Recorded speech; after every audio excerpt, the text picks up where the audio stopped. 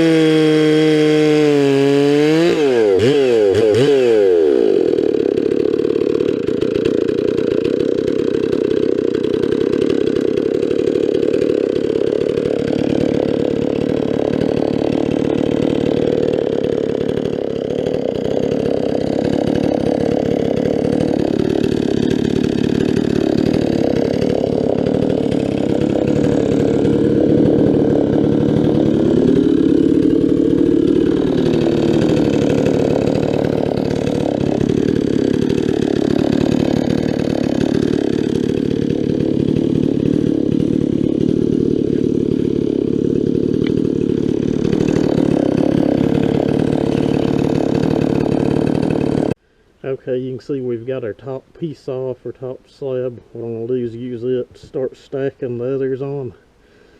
I think I'm going to get about 4 out of it, 2-inch slabs. I'm going to video cutting this top next slab off and then cut the camera off. No sense in videoing at all, but I'll show you what I've got when I'm done.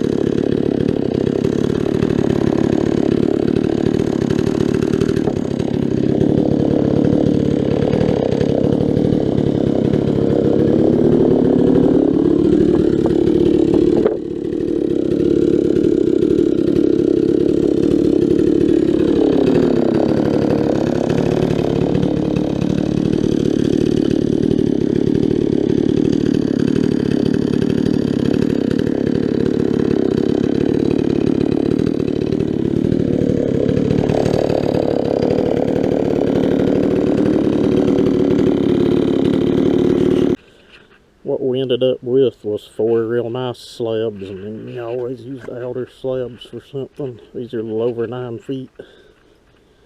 Should be able to get about 8 2x6s, 2x5s, probably 2x6s out of them.